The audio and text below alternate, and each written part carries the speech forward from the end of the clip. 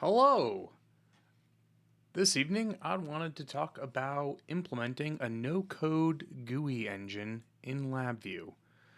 So this was something that had some presentations on GDevCon 2025, GDevCon North America 2025. And there were a couple of things that were gotchas and a couple of tricks that could be employed to take it to the next level.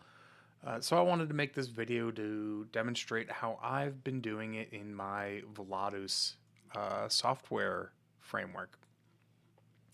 And then we're going to dip into a much simpler example and work through some of the common issues.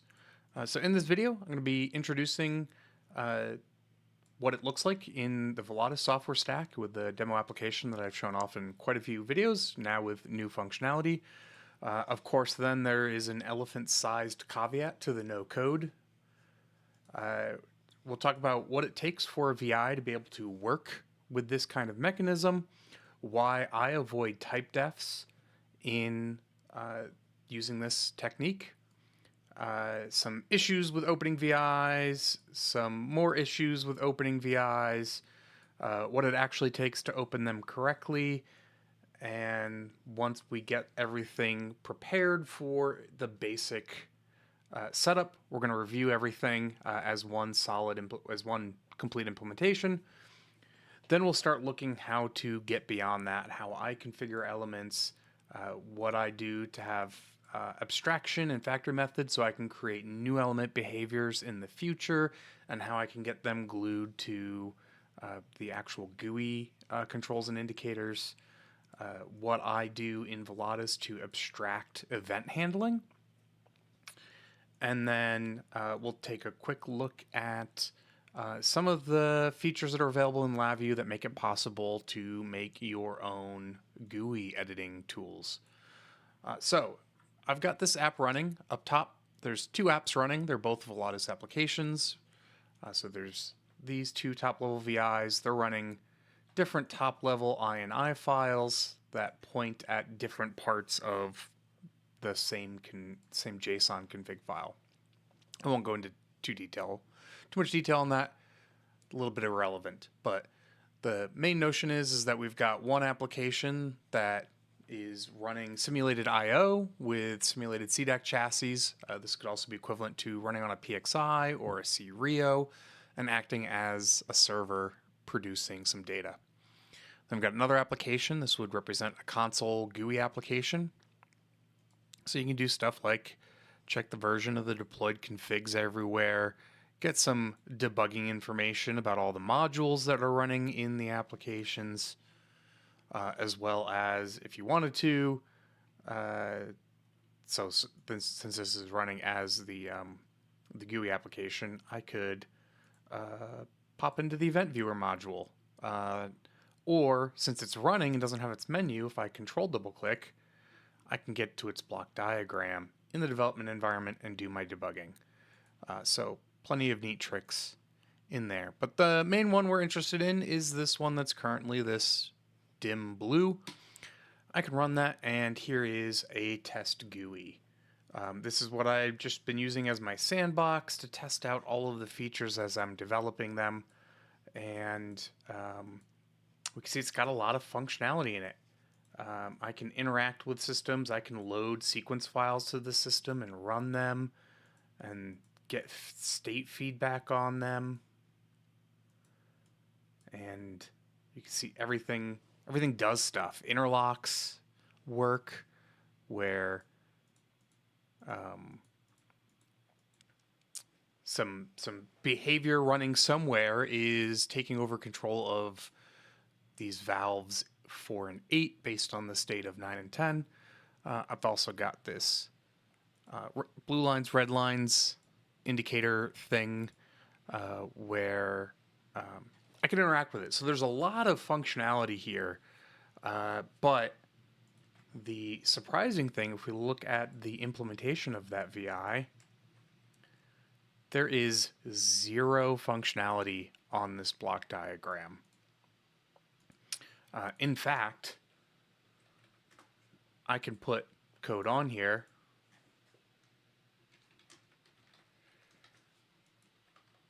And just to make sure we've demonstrating that this is the copy I'm editing,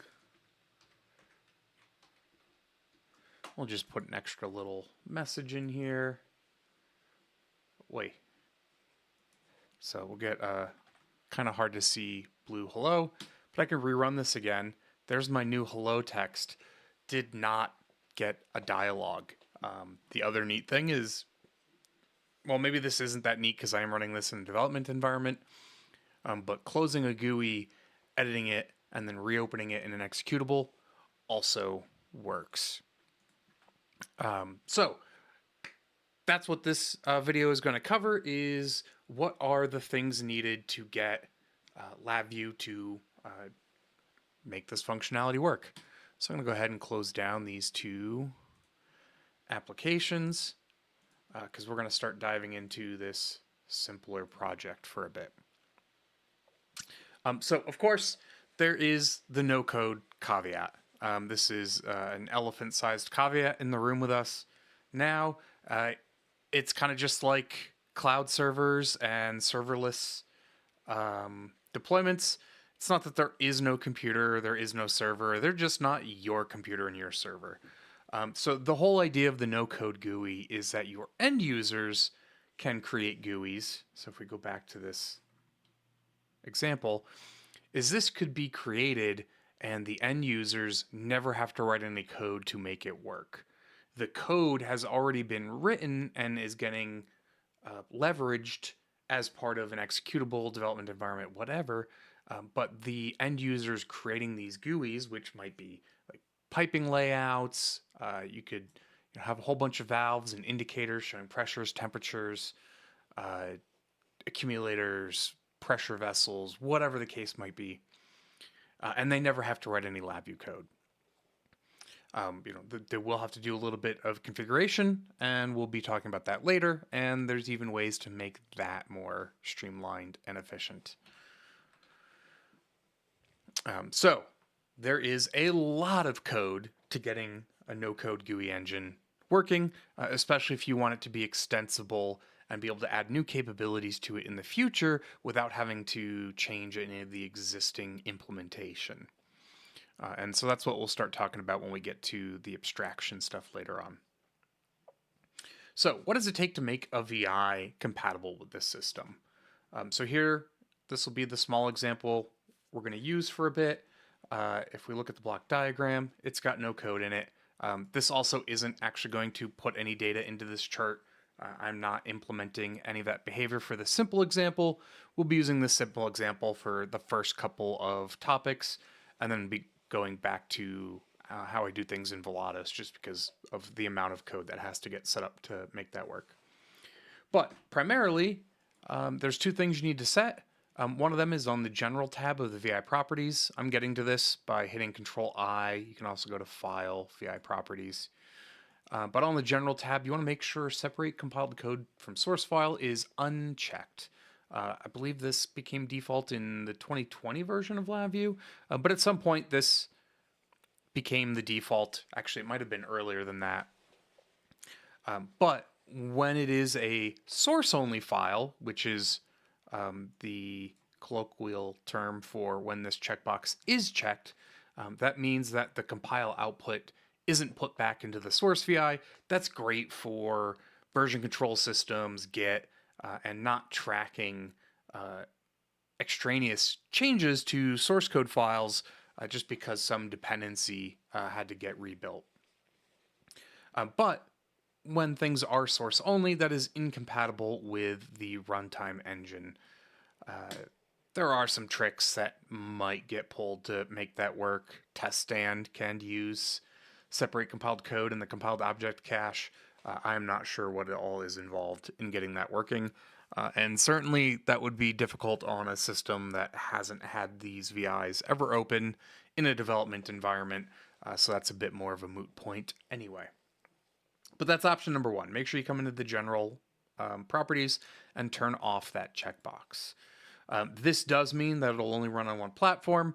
If you're trying to do cross-platform stuff between Linux and Windows, you would have to get these VIs opened and run them once to get them built for whatever platform you're going to use them on.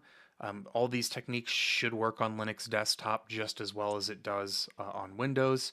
I've not ever tried this on serios with GUIs. I don't ever use serios with GUIs. I've always got some external application as the user interface, and especially with all this code built around it, I don't have to worry about the limitations of that. So yeah, Windows or Linux desktop. The other option is make sure the VI is set to share to reentrant execution. I've found that pre-allocated works better. There are some issues you can get into with shared clone reentrant execution. I'm not going to try to reproduce all of them, but you'll notice sometimes you don't get as many clones opened as you were expecting if you are trying to run multiple copies of the same VI. Pre-allocated, just in my experience, has worked the best. You can turn debugging on or off. Really doesn't matter. But yeah, those are the two settings to make a VI work with this. So not too bad. Now I've got this little demo app which just tries to run two copies of this. So open please. So I've just got these two parallel paths, tries to open the same VI twice, shows it, waits 5 seconds, closes it, and then the demo app will close. Since we're just opening the same one twice, if there does end up being an issue, only need to report the error once. But really quickly, this little class wraps up the VI ref and the path it was loaded from just to encapsulate and clean things up a bit, provide a nice clean API for interacting with these kinds of GUIs, and there's something similar that exists in the Volatus software stack. But real simple, just stores the path and then opens the VI. Of course, this is not correct, and we'll be coming back and revisiting this a couple more times as we work through some of these issues in this topics list. But generally, call create, it's going to take that path, open that VI, and hopefully make it accessible for us to use. Show just does the front panel open with the activation and standard options. Hide sets the front panel state to hidden. And close gets the whole shebang shut down so that it wouldn't be in memory, whether it's the executable or even in the development environment, it will get it out of memory so it can be reopened if desired. But I can run this, and we see I get two copies of this chart. And already we're going to notice there's a little bit of a funkiness happening there. One of them had a title set, the other one had a clone. And now that I've run it again, now they both have clone names. If we look at this VI in the properties and under appearance, I do have a custom title set that LabVIEW is super helpfully ignoring in most circumstances. So we'll come back, we'll revisit that. But I can go ahead and build this as an executable.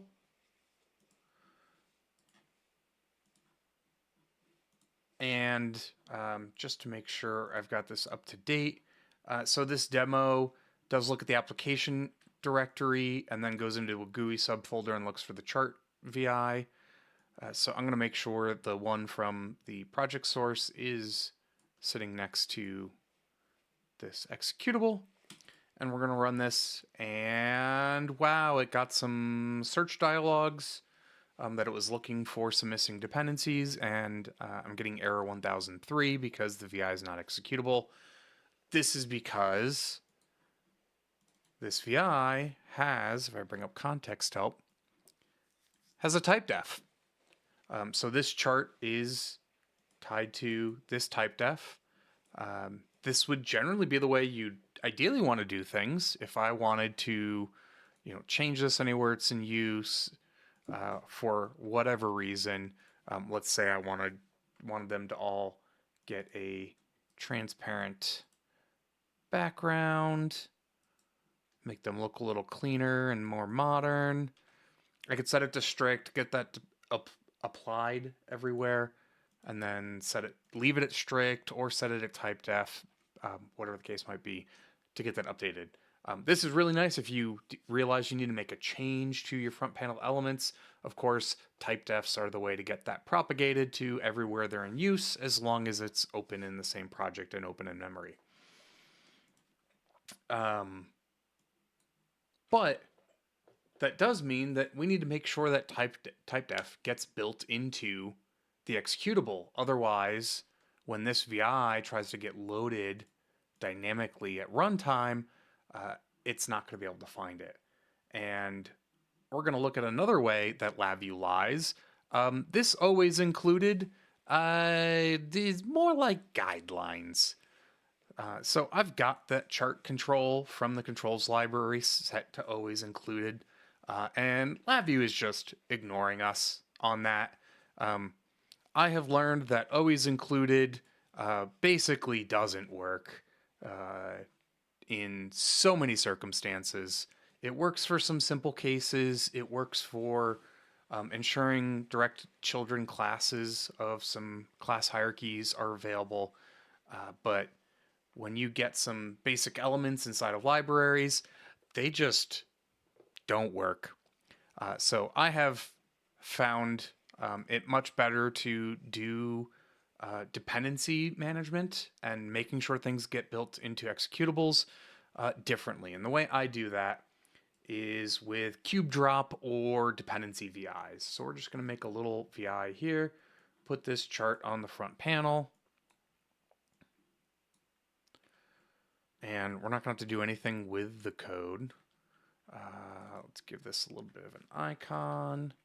So this would just be a VI that contains some front panel dependencies. If I was dropping class constants, I would call it cube drop typically. But we're just going to put this inside of our demo VI. And now if I build and run this, it should work. Yeah, so now in the executable, it can run, it will find that typedef, and things appear to be good. Now, the reason why I still don't like this is I can now only use GUIs that have elements that were built into the executable when I built that executable. I have to know what controls I'm going to want to make part of my applications before I necessarily make those applications. And that might be true for the first couple of applications, but then what if I want to use a different style numeric control, or as we will look at when I get back to Volatus, I have these combinations of controls where things are clusters with multiple elements in them, and that's how I get some more of that complex behavior with the sequencing GUI, with the blue lines, red lines GUI, the valve icons with their different states and possibilities. There's a lot more I could be doing, and trying to have all of that defined before I build an executable really just limits what I could do and increases the number of times I would have to build new versions of the app. The idea is to try to get to a stable point in my shared executable builds where I could just keep reusing them across different test stands with different GUIs. So really the thing I do, and this is the first time I've ever done this in like the last decade, is when I'm making these controls, and the reason why I still have a control file is because it makes it super easy to plop it down in a new GUI. So if I wanted to make a new VI with a different chart, with different configuration, I could plop it down and have my starting point, which is really convenient for end users that are less familiar with customizing LabVIEW GUI elements. But so yeah, for the first time since typedefs became the default, and even before they were the default, I always made controls into typedefs. But this is the only time when I make typedefs regular controls. Now if we look at this chart element, now it's just a chart. And I can get rid of it, plop a new one down. It's still just a chart. It doesn't link to this chart control at all. And so I can get rid of that dependencies call, rebuild the app, rerun it, and why was it looking for it? Oh, I need to give it the new copy of the VI that now is no longer linked to a type def. Now when I run it, it works. No issue. It's not trying to find any dependencies or anything like that. And this is great because the idea is I've got my executable build, and these GUIs could be part of some separate configuration repository, some separate deployment step where there's two parts. There is the shared executable, and then the collection of everything else that makes it unique to makes a deployment unique to a specific test stand or application, use case, use scenario. So realistically, what's in this GUI folder should be viewed as separate from the executable. So I could get all the capabilities I need built into an executable and then just use different GUIs. And as long as the behavior that makes them work does already exist in the executable, so the behavior is more static, but that requires implementation and a lot more details to it, so it makes sense that that would be a little bit more static. But I could use a checkbox or a Boolean control or a button or an LED indicator all interchangeably because they're all just Boolean elements on the front panel. And theoretically, the same VI server and GUI handling code in the background could work with any of them. So I don't have to have different controls defined for different flavors. We could just put some stuff on there. And even in this case, I still do have starting point VI controls that I will make in a controls library, and we'll see why later. But so yeah, so I actually use regular controls, not type defs, and then that just simplifies the configuration management of the executables and any kind of test system or application configuration deployment. Now, the other issue we talked about next on the list is the titles. So I've got a custom title set, but it's only getting used on one of them, and another VI is getting the normal clone VI. I haven't found any way in the development environment to fix this. The way I make this work is to just explicitly set it.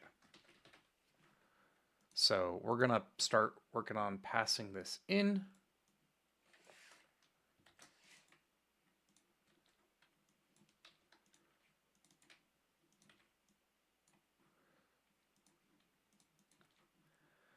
And then just explicitly set it.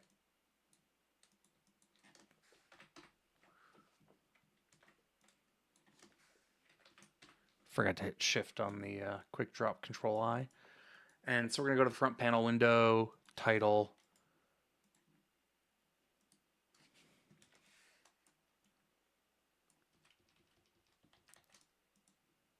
And just explicitly set it.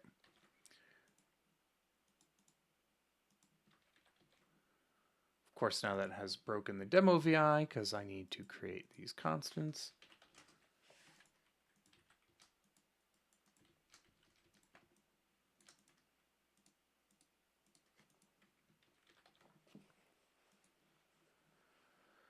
So that has, solid run arrow. Now I can build and run. And now they've got, I did chart 1 and chart 1. I meant to do chart 1 and chart 2. But we can see that regardless, that worked better. One last time for this step. So there we go. I've got chart 1 and chart 2. They now are explicitly setting to nicer window titles, not that clone count ID, whatever that is.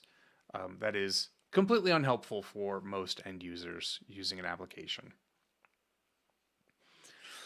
So The other thing we want to do now is start looking at how we can react to button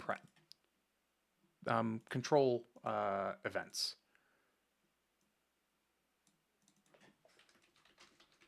So we'll do a quick little say hi button.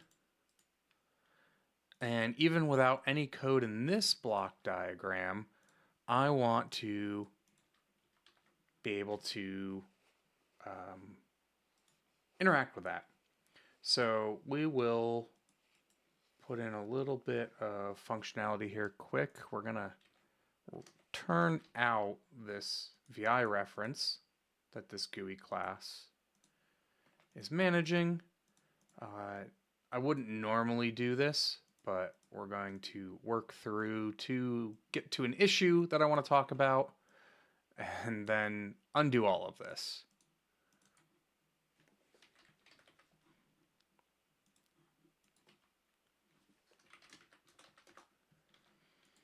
But now in my demo,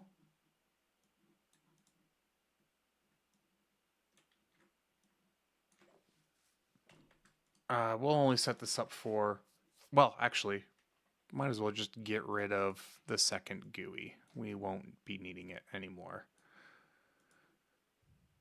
because I just wanted to demonstrate some of the title issues and needing reentrancy and all that. So we're going to get this VI ref. Actually, I should put it inside this to make sure the VI opens correctly first.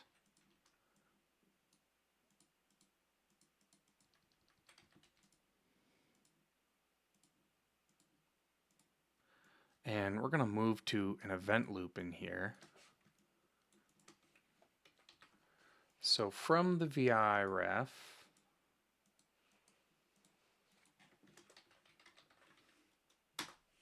I think actually I'm using this guy. Let's see if this works. I actually forget because I wrote some of this code almost a year ago in Volatus, that is. So class name, we want everything that is a control, everything that has events and parameters and interactivity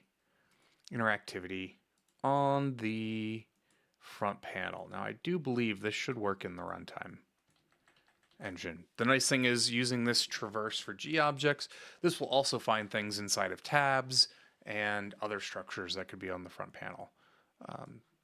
Instead of having to do that ourselves, maybe you do explicitly not want to automatically find things inside of tabs and other containers, but I do, so we'll use this. But that's going to give us a handful of references, and I want to find the button. So I named it Say Hi. So for each of these controls, now what comes out of traverse for GObjects is a GObject initially. And notice this doesn't have a label. Things like decorations don't have labels and don't have some of the other identifying information. So we're going to use two more specific class in here. Put down a class specifier constant, control, and then use control B in quick drop to set the class name, which matches this class name here. So I'm going to be naughty and ignore the error because I already have the expectation that any of the elements in this array are going to be controls. So this should always just work.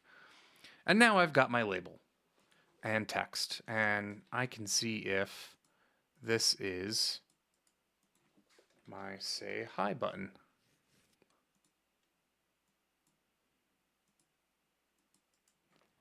Tunnel mode, we only want one of these. We want it to be, you know what, we'll just do last value and we'll just stop once we find it. I'm going to exclude error handling that we should be doing. Perchance we won't find it, but also this would be a really bad way to do this because I am now hard coding my application to expect specific elements in the GUI. So most of this stuff that I'm doing here to demonstrate the next couple of issues that we'll get run into. Definitely should not be the way this gets done in a real framework or application. But we can find our button. And we can create reference, create constant. This is usually the way I make my class specifier constants, particularly because some of them do care about the data type that's contained. So even like digital numeric controls and indicators can be double, could be I32, U32, and that data type will follow along with a strict reference constant, but not the generic ones. So this is just the easiest way to make sure I get what I'm intending. Now I can do a programmatic register for events.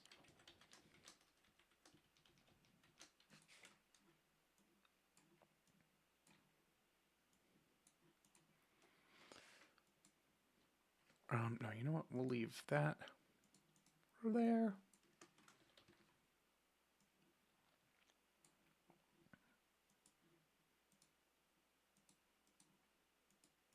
Just go ahead and throw that around there.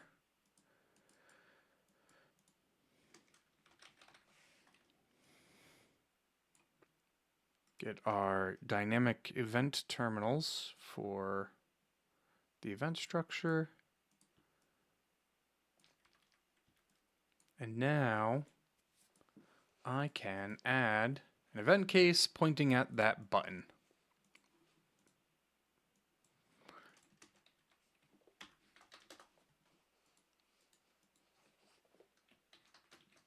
And just as it says, we're going to say hi.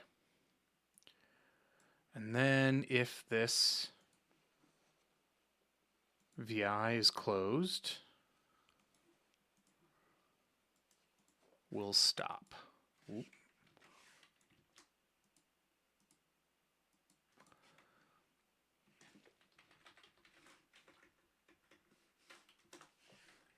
And we'll clean up after ourselves. So there we go. I can say hi every time I click it. And let's build this into an executable. See what happens in the runtime engine. Make sure we get an up-to-date copy of our GUI VI. And let's run this. I'm going to be honest, I was not expecting this to work.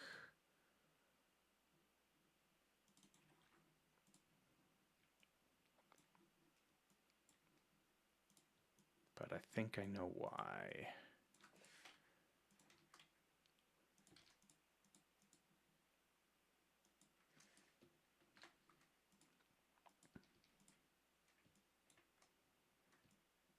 Excuse me as I make this a little bit uglier. But do what I should have done in the first place.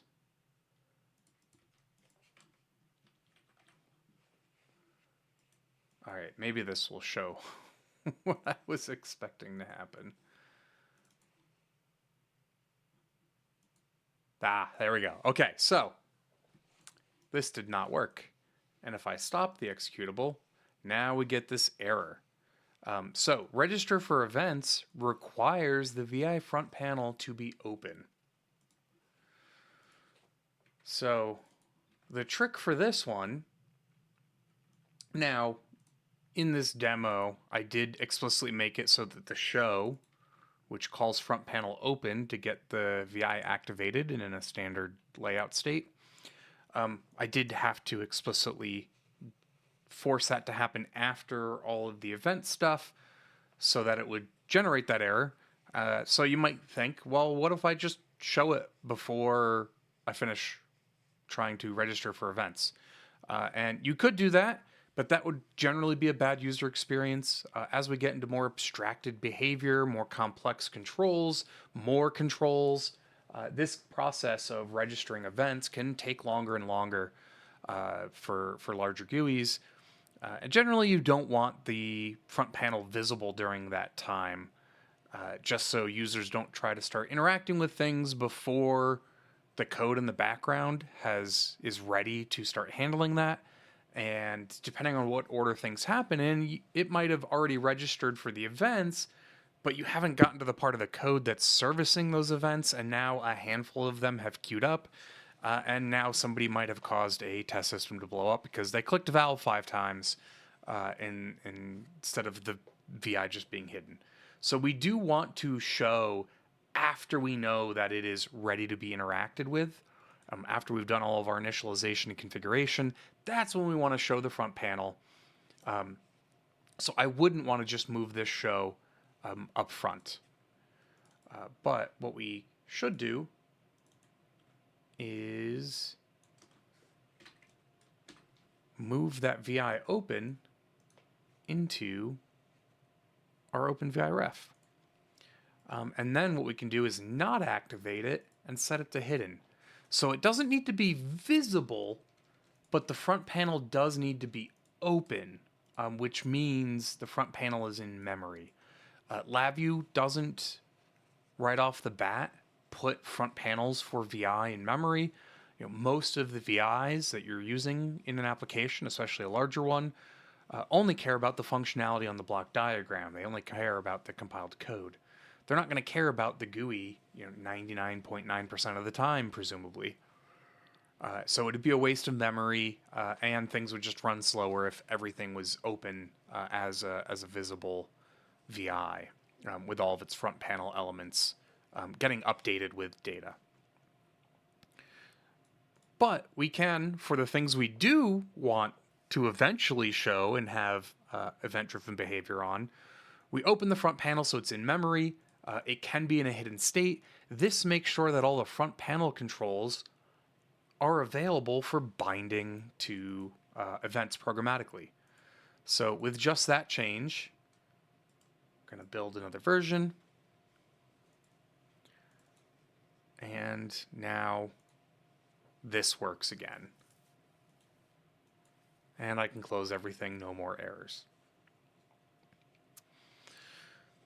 So that said, again, this would be a pretty bad way. We're looking for specific controls where we know they are specific types. So of course, this does not scale at all, and you might as well just put an event structure in your GUI VI to do this kind of interaction. So we'll be branching off into how Volatus does this shortly, but this is now all of the basics that we can use to start building on top and building a more extensive and extensible GUI engine, no-code GUI engine, for LabVIEW applications. So again, make sure your VI, your GUI VIs in their properties are reentrant. And in the General tab, make sure they're not separating the compiled code so that they can be open in the runtime engine. We're going to open the VI. Now, because we do want to tell it that we're going to potentially run this multiple times, and this would be something you could experiment with, try different options if you don't need to potentially open a GUI multiple times. I went with a more generic approach, so I want to be able to support it in case that ever is needed. You could use one of the non-asynchronous running options, but because I am using an asynchronous option here, I do need to specify a strict type def for the VI connector pane, and of course this VI connector pane has nothing on it, so that's easy to do. But then open it, open the front panel, set the title because LabVIEW won't pay attention to custom titles in every circumstance. And then we can keep track of that to do more stuff later, like actually make the front panel visible, close it, hide it, whatever we need to do with it later on. At that point, it is then ready to get front panel controls from the VI and we can do programmatic event registration. Uh, yeah, and all this without that VI ever actually being run. None of the code here ever actually calls the start asynchronous call or calls the VI run invoke node. We're just making it visible, and that is enough to get controls and indicators and use VI server to interact with them. So, what is the way that I prefer configuring GUIs? Now, there's a couple of different ways this could get done, of course. It's true of pretty much everything in software. The option that I thought of initially and opted not to go with is having a separate configuration file. This Volatus software stack makes extensive use of JSON files for sequences, IO config, application config, all of that. And I was for a while thinking I might put the GUI configuration as part of this config file, this test system config file. We've got some GUI manager stuff. I could have a section in here for the different control elements that might be on front panels or indicator elements, but GUI elements, and then link to have the configuration for any display style, programmatic display style they need, linking to channels, like anything that makes the background code work could potentially live in this file. The reason I didn't do that is because now there are two separate files that need to be kept in sync. So if as I add new elements to a front panel, presumably the way I would make it work is set their label and then use that label to identify a section of the configuration, which would have all the details on it. And it's just very easy to forget to come back to the JSON file and update it, or forget to set the label properly, or copy and paste some front panel elements, and now you've got copied behavior that now you got to potentially fix in multiple places. So the having things in separate files is pretty much a no-go for me. So if you've noticed, probably might have seen it in the context help. This is where I have configuration for these elements. So if we go into the properties for these elements, in the documentation tab for the description, I always do it like this. I've got GUI all caps in square braces, and then I have code in the background that anytime it's opening a VI, gets all the controls from the front panel with the traverse for G objects or some other method to enumerate all the front panel controls, and then checks their VI server property for the description field, see if it can see this GUI tag. If it does, it assumes everything that follows it is JSON. It'll grab that JSON string and then do a bunch of abstracted behavior to get that configured and glued into the software stack. And the primary reason for doing it this way is that it now lives in the same file that needs to use that. I don't have to go back to a separate JSON file and update these. Presumably, once you get your IO configuration done for a system, that's relatively static, but you might be changing how you use the channels that you've got assigned, and you maybe have different piping layouts for different test configurations.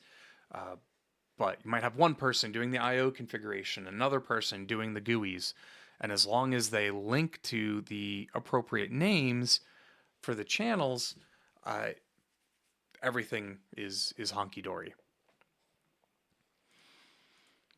And so even some more complex ones, like this is encoding in base64 format, some picture data. Some things just have a type. We'll look at how that works with the background code. Some of them still just a type. Some of them will have some more information.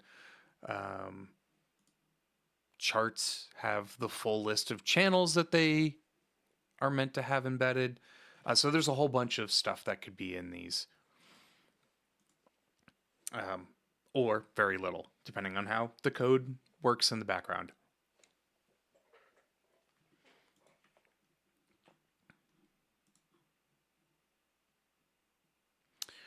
So how does this work in practice in Volatus? So I've got the Volatus GUI library, and then in plugins is the plugin GUI. So this plugin GUI class is the built-out version of the GUI class we were looking at in the simpler example. And the main difference here is that this is implemented as a Volatus module. So Volatus is an application framework that, as its base, has a module class. This is pretty similar in concept to Actor Framework, but instead of using classes for messaging and a bit of the command pattern, this just has a message queue that is a string and a variant, and the modules themselves will implement a little QMH pattern and do the variant to data to get that data out, depending on what that message ID is. So a lot less shenanigans with OOP and kind of sticking with a basic QMH pattern on this. But when this runs, the other thing that is part of this application framework is a consistent configuration kind of mechanism. But generally, the idea is that there is a common way for all the different modules to interact with configuration content. But in a lot of use cases, we're going to be launching a plugin GUI and already know what our path is. That is the case. So if I run my Valve GUI application again, my little test sandbox, when I'm telling it to open the Valve GUI, it already knows what the path is. So it doesn't need to figure that out from a config file. One of the options in this config file is that I could put in here a module, a task configuration that is specific for a plugin GUI to launch a specific GUI VI. That would be useful for applications simpler applications where I always know that there's one VI that's going to be used as a GUI. I don't want the user to be able to open or close that separately from starting or stopping the application. So there is a mode in here that pulls a bunch of stuff from the configuration file. That's not the mode we're going to be operating in.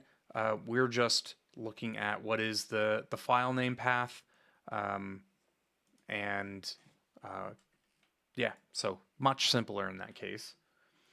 And then it's going to open the GUI, and this is going to have a lot of the same code that we've already seen. So we're opening. We've got a strict type def with a blank connector pane. I'm using the front panel open without activating it and leaving it in a hidden state. And then I'm setting the front panel title because LabVIEW doesn't do that correctly. Then there's some other stuff for whether the front panel is closable or not. There's some other functionality that runs to decide that. Generally, anything that's openable from this menu, we do allow to close because you can reopen it again. And then there's some other stuff that goes on that shares some logic across all of the modules that are operating as GUIs to keep track of positioning, size, open, close state, all of that in a separate user preferences file. So I'm going to kind of literally hand wave over some of that messaging that's happening there and move on to the next step. But this is generally all of the three main things: opening the VI with an async parameter option, open front panel, set the title. That's what we've seen already. And then that's it. It's going to send itself a message to initialize, and at that point it goes into the loop. And we're going to run the initialize case. So register elements. This is So I am not in this framework, at least currently, using traverse for GObjects. I am just grabbing all of the controls that are directly on the front panel. So this might change in the future if I do need to, if I start using tab controls or anything like that, that I would need to recurse into. But this grabs all the controls from the front panel. We're going to iterate over them. We're going to check their description to see if it's got that GUI tag in it. If it does, then that means the match position will be greater than 0. If it's not, we just ignore it. But if it is, then we can grab everything after that GUI tag, which we're expecting to be JSON. I'm using the JSON text library for this. I'm finding that type.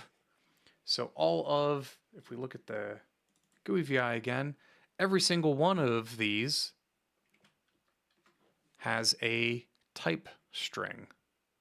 So image button, I've got two-way valve, I've got blue lines, red lines, sequencer, sequencing, local graph buffer, logging control. So all of them will have a type that associates with the behavior that makes them work. So we're going to pull that out separately, but then just generally leave the rest of the JSON intact. Type is the only static field that we're expecting, and it's the only required field. So we can then do the factory pattern. So we're going to take that type string. Well, if it's not something that has that GUI tag, we don't care about it, so we're just going to ignore it. It might be a decoration. It might be a label set up using a string indicator. Who knows? But it's not something that's tagged as a GUI. Could be, a mistake on the GUI creator's part. But it's not tagged as a GUI element, so we're not going to use it. But if it is, we're going to take that type, map it to a class instance, and then get it initialized. So now we're starting to get into abstracting element behavior and the factory method, and we're there. This is a pattern I've been using quite a bit in these styles of highly configurable applications, where the available functionality is just defined by what's available in memory. And as long as we can get things built into the executable, as long as we're running in the development environment and everything we need is in the project, I don't want to have to manually build a list of available options every time. And then particularly at work, what we're looking at here is all of the open source shared components.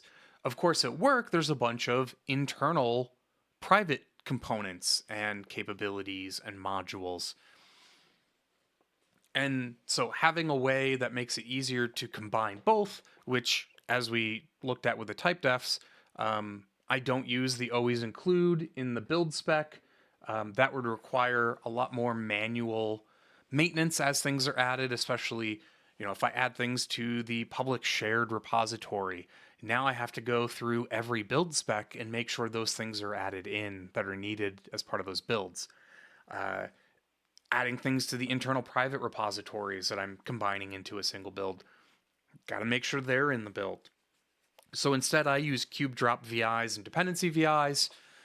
Then in my open source side project, I can just add things to cube drop VIs. So you can see most of these libraries are going to have a cube drop VI.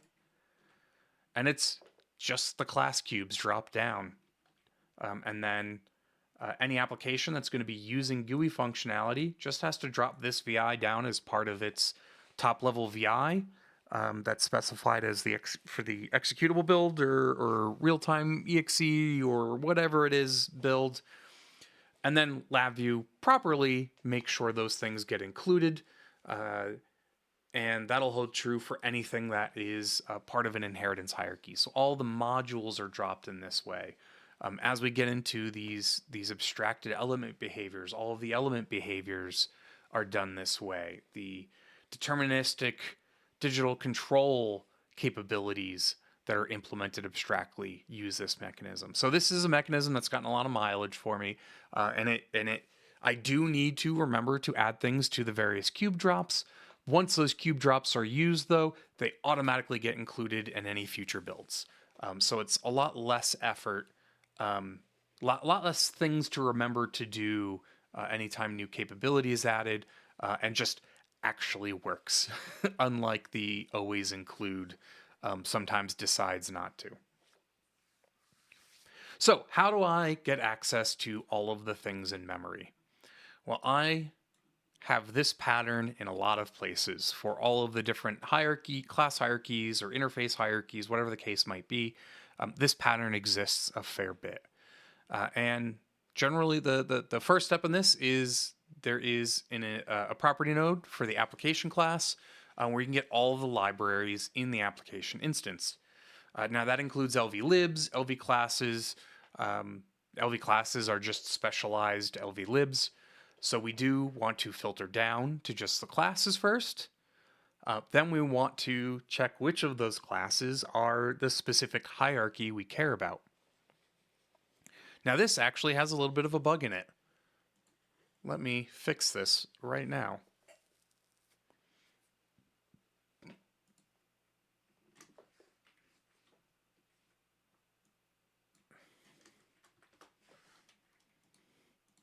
Because we don't want the base class. We only want derived classes.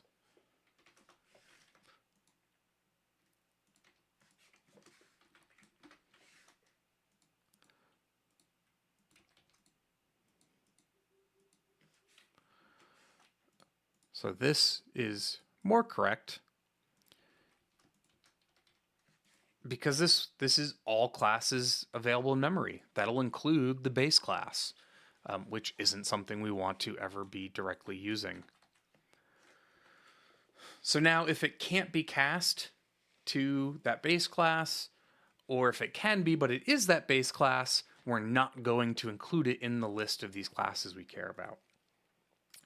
Then the other thing that exists is everyone as part of each of these classes will be some kind of type identifier, dynamic dispatch VI.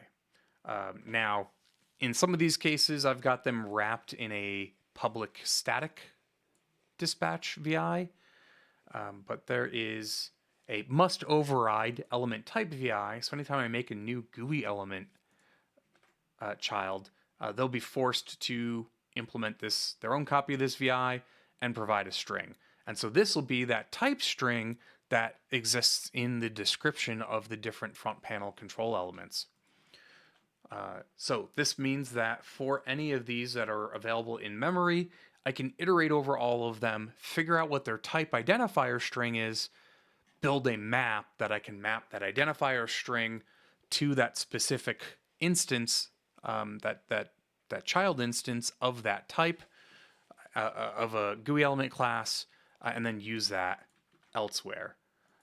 So like here, I'm getting in a type string of something I'm trying to instantiate functionality for, and I want to get out the corresponding element. If that doesn't exist, I can generate a nice helpful error, unknown element type and whatever string was passed in. So if you're hand editing the descriptions to make this work, of course you could have typos, you could have malformed JSON, a handful of issues might show up. So having error handling on any of these user-facing, user-editable aspects of software is pretty much critical. But yeah, so that's the extent of the factory pattern, the factory method pattern. Then because they're children, there is a VI that will do some of the common stuff like tracking the base class. So this GUI element base class will track whatever the top level reference is for that front panel element. Control index, we'll take a look at this later. And then we can talk about abstracting events. So there's a mechanism for doing a more declarative style definition of what events should be handled for a front panel element. But that's all common to any of the front panel element types, so that's handled here in this base class. And then it can dynamic dispatch into an init VI, and this is where the different element types can read that JSON with the format that they expect it to have, because of course the different front panel controls are going to have different capabilities, link up to different numbers of channels. Maybe they need to know what serial or remote target they need to talk to. But of course, they're all going to have different implementations of what their initialization behavior is and what their initialization configuration format is. The nice thing is it's just a JSON string, so we can generically pass strings everywhere super easily, and then each one of these can do whatever they need to do to get the information out that they care about. There is another dynamic dispatch VI. This one is optional. You see not every element defines this element events VI. And that's because indicators generally don't have events. So if it's just displaying a number, maybe you don't need the user to interact with any of that. What you could do is, even though it is an indicator and generally operators don't interact with indicators, maybe you want to provide right-click menu functionality. Maybe you want it so that if they double-click it or they right-click it, you get some other GUI that pops up, maybe some debug information. Maybe you get a little tooltip that shows up when they hover over it, and you can show a timestamp and some config information about the channel that data is coming from. So there's a whole bunch of stuff that could be done. So we want to be able to handle different types of events. There's value change, mouse down, mouse click, mouse enter, mouse leave, all sorts of stuff that we could build some abstracted registration behavior around. And this is the last part that will let us not have to know anything about specific GUIs before they're written. And we'll be able to add new GUI behaviors without having to go back and update any of the core infrastructure. Unless we need if we had to handle a new user event type or new UI event type that I haven't implemented in the framework yet, of course, I would have to go back and add that new capability and use that new capability in the new element that I'm writing behavior for, but I wouldn't have to go back to any of the existing elements and update them with how this works. So for instance, we can take a look at some of these. Boolean control, very simple. It's a button or an LED or something, that is a Boolean control class and gets clicked by the user. So anytime that value changes, we want whatever that top level ref is to get registered for that. And so this elements events class, where do I have?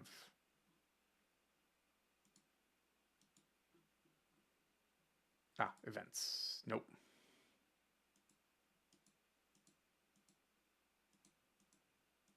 I forgot where it went. Oh, control event registrations. It's right in front of me. So this is just a class that keeps track of an array of a control reference and an event type. So there are set numbers of events that are implemented in the background code. So this isn't just a string. This isn't something that I need to not have to touch to add new behavior. I explicitly do want to have to touch this if I update this, because that will then force me other places where this enumeration are used to update that code as well if there's like a case structure without a default case. But right now, these are the three I've been handling. Value change, shortcut menu, mouse down. This has covered every use case I've needed so far. Probably the only one that I'm missing so far is mouse hovering, so that I can have like my own custom tip strips or little GUIs that follow the mouse around. But the idea is there is an inheritance hierarchy for different event types. And where is...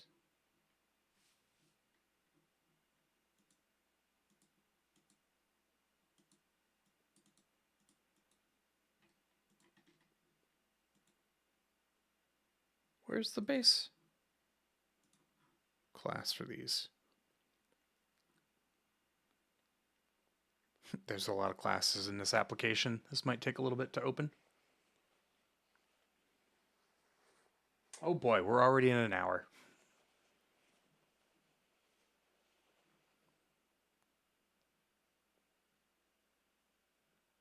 Oh, these aren't a shared hierarchy. Each one is its own type. Yeah, these didn't need to be part of a hierarchy. They're interfaces, they're simple.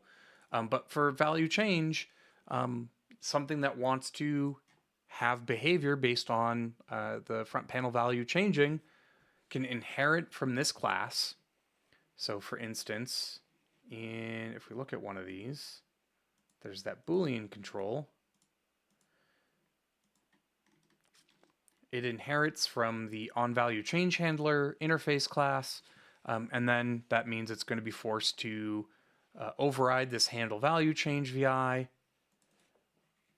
which it does, and it does some messaging stuff to send a command to a remote system, keep track of some timing so it can display state properly. But yeah, it'll react to that new value that was sent in, in an event structure in that left control. What would that even be called? In an event structure, you've got this guy on the left that has a whole bunch of information. Generally don't use them for all of your event handling, but they are there and you could use them. And it's the same idea with these different interface classes, is they provide the inputs and outputs for the different event types. So handle mouse down has like the coordinates, what the modifiers are for the keyboard, which button it was, what control reference it happened on, the menu activation and menu selection. So if you're doing shortcut menu handling, there's two events you would need to handle to properly interact with shortcut menus. So there's two VIs that have to get overridden. One to build the menu, so you're given the menu ref, and then another one once they select something from that menu. So that is why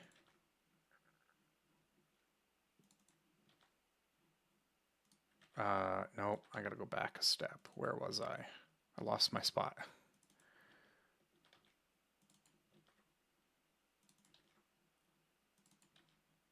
Yeah, here we go.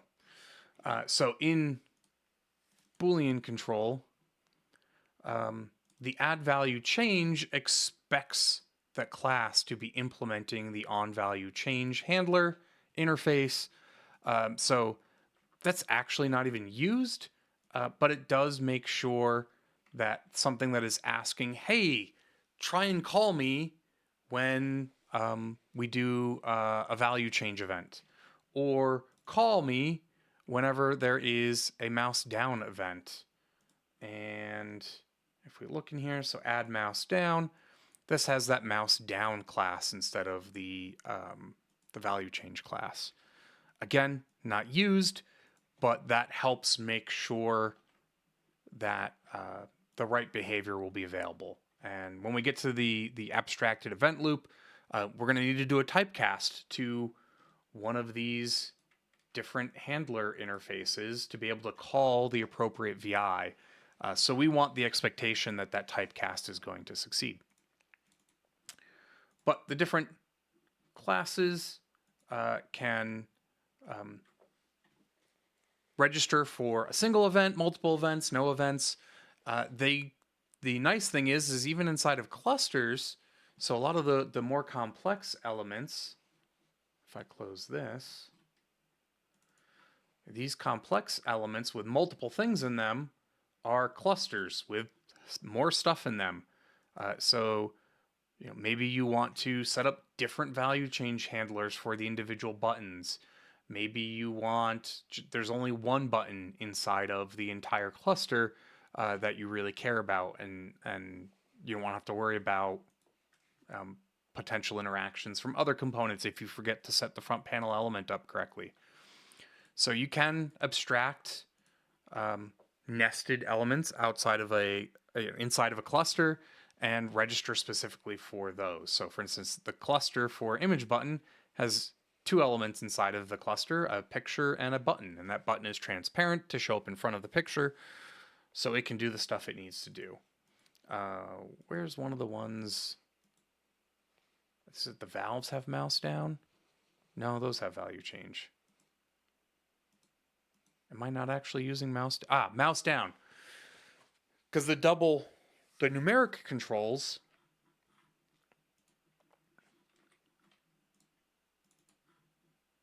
so these ones that are the numeric indicator inside of a button outline, give you a pop-up window. So there is no value change event that we're going to send as a command. We want to give a prompt to prompt the user for new value, make it really usable on a keyboard where we get a little pop-up window right in the middle of the screen. It automatically key focuses and selects the value in that box, defaults it to whatever the initial value was. They can just type the number and hit enter, or they can hit escape. But give the nice workflows for reducing the number of steps that are needed or making mistakes. The nice thing with that is you have the opportunity to do a cancel.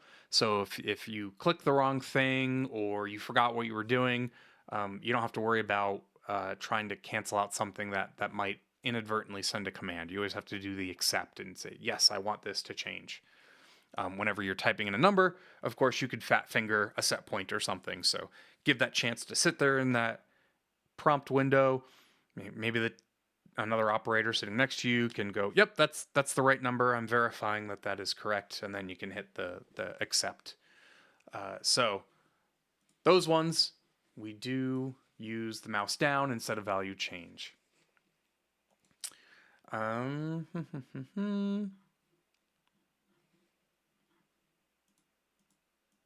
Yeah, most of these, even the more complex ones, just handle value change on the entire cluster, and then it does the diff to see, oh, was this button changed? Was this button changed? Was some nested array element changed?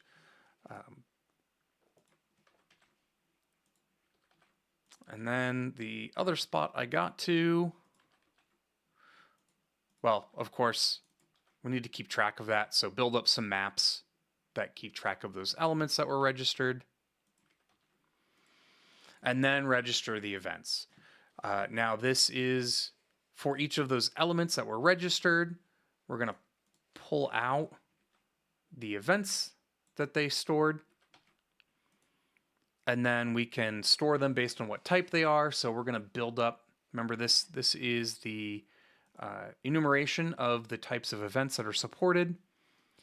So we're going to build up a map from those types to an array of controls that are handling that type.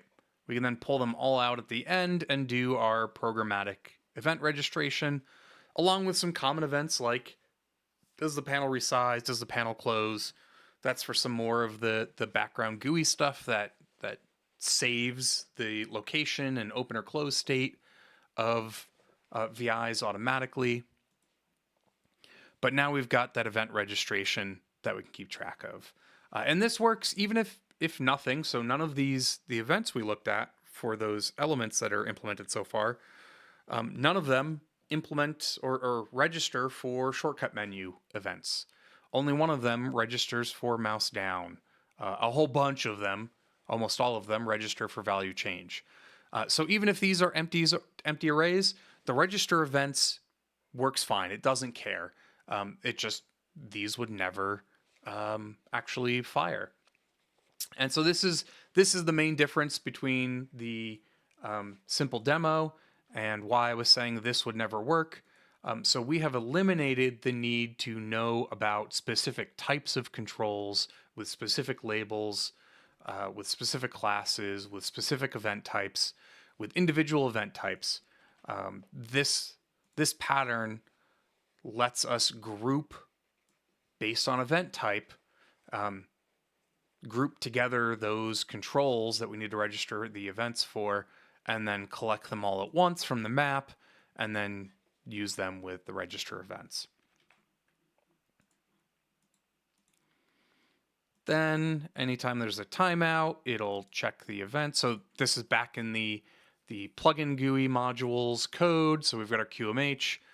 Anytime we don't get a message within 1 millisecond, we're going to check the front panel events. And this is where nothing's actually using the shortcut menu activation or menu selection yet. Nothing's using shortcut menus.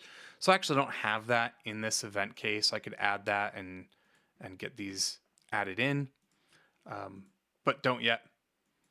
But we can see for value change, we built up that map that lets us map from the control reference back to which element index it is.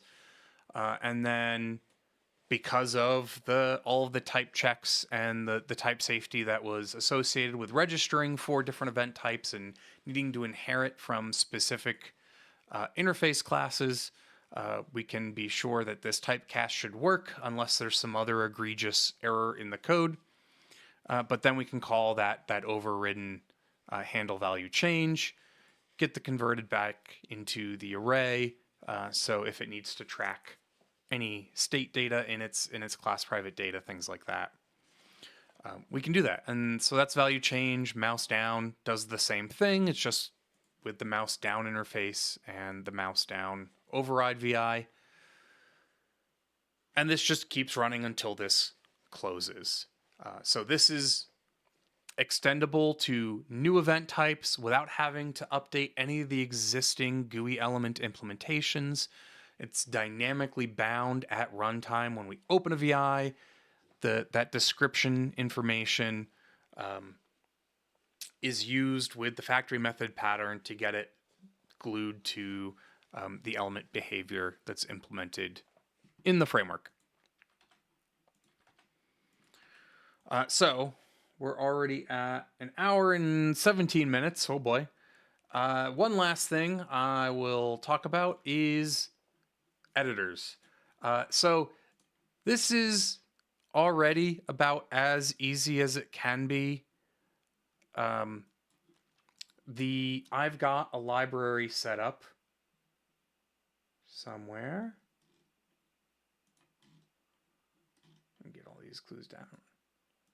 So yeah, so there's this Volatus GUI controls. This has all of the standard controls and indicators and clusters, and they've already got their placeholder JSON. You just have to go in and generally fill in whatever channel they need to be linked to. You could also use the property window to set colors, set text, any of that kind of fun stuff you can do from the property windows. But actually, on these compound cluster elements, you always have to make sure you're on the outer cluster for editing the configuration. And of course, you can't do that. I've actually got this locked. If you wanted to use the properties window to edit the colors for the button easier and edit the text easier, somebody might go, oh, there's no description here. Let me copy and paste in the template for the button config. And the framework isn't looking inside the nested elements. It only looks at the top level element. So that doesn't work. Also, somebody could accidentally drag this, and now this is broken. And if they try and add the configuration to this, it won't work because the button control behavior in the background is expecting a cluster with a nested color box and then an actual button element. So the way I've been preventing people from breaking these is locking the inner contents, but you can still get the outer content and drag that around. The cluster itself is not locked, so it still lets you move it around. But of course, now I can't right-click the button and get to its properties. I've lost the ability to do that. So I've protected against accidentally breaking these elements, but have lost some configuration ability. And so for that, you can build an editor. I do have a menu entry set up, but I'm just going to go down and run it manually, just so it's a little more clear what it ends up running. But now I've got an insertion palette where I can get different elements and even get previews of them before I drop them. And I can click these guys once I have one selected. Here's all of the stuff an operator would want to change. So link it to a channel. This also does stuff, since this is written specifically for this application framework. I can load a config for the framework, and now I get search and completion. So now they don't even have to worry about typos for channel names. They don't have to worry about the nested elements being locked. We can change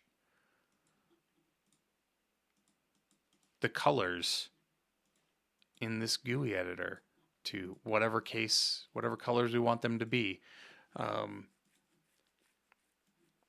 For valves, they can do a whole bunch of different channels and link a whole bunch of behavior. There's different parts of it that can get tied to different channels. We can nudge stuff around. So this just streamlines things even further. So I'm not going to go super in depth on this. There's a lot of behavior in that, but there are a couple of key things that can make this possible. The first one is the app selection change. Now this one has been hit or miss for me. This doesn't always work even if something gets selected, which is why some of the times I've dropped a thing on a front panel, I then have to deselect it and reselect it to get this to recognize that it's been selected. So app selection change isn't super reliable, but it's a good starting point to get you 90% of the way there.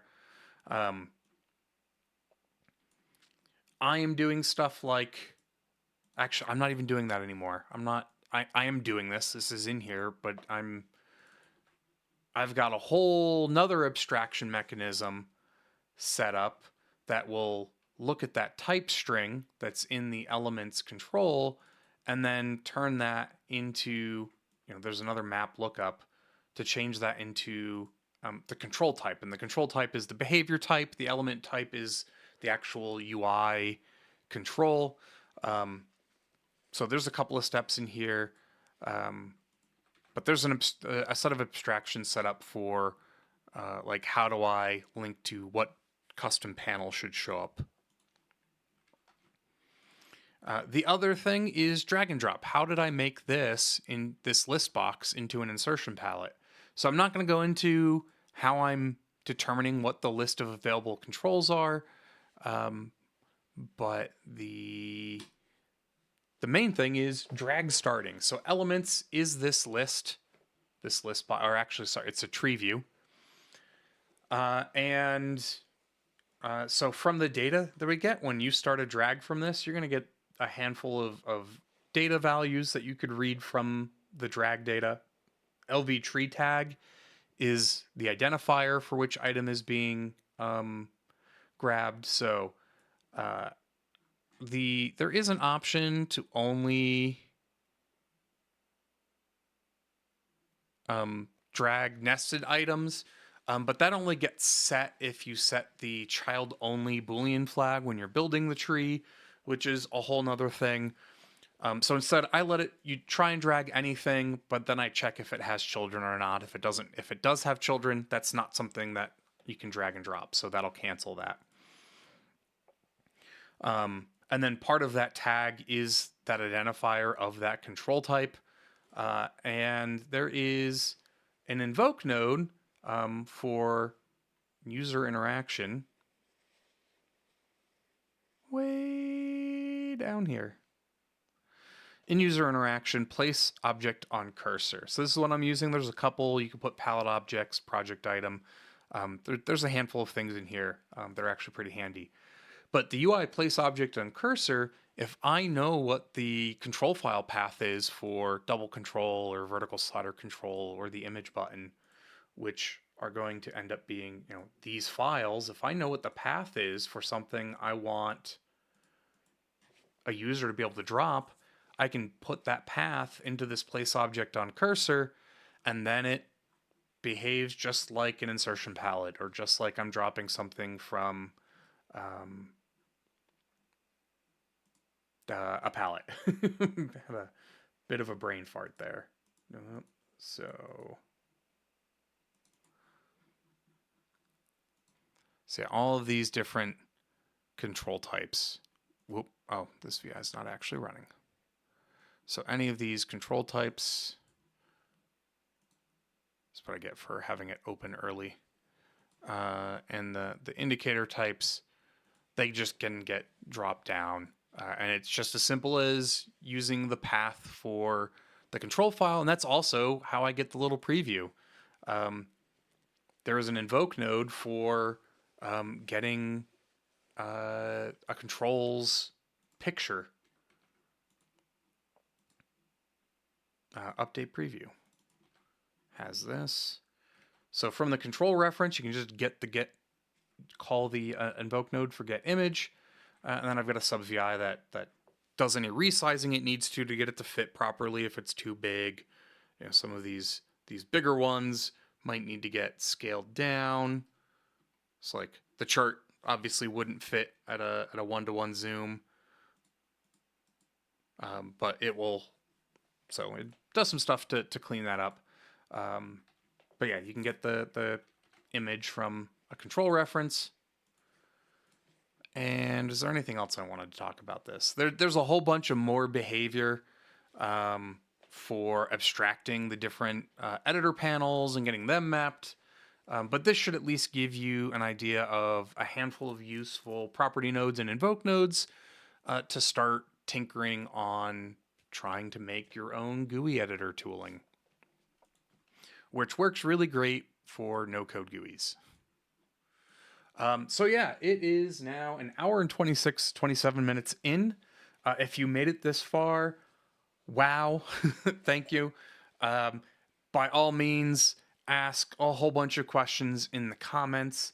I don't check this YouTube account that often, but I definitely check it at least once a week. And I'd be happy to answer any questions or go into more detail on any specifics that you have questions on. So thanks for watching. If you make something cool using anything you learned from this video, definitely let me know. I'd love to see what y'all are making. And yeah, happy coding.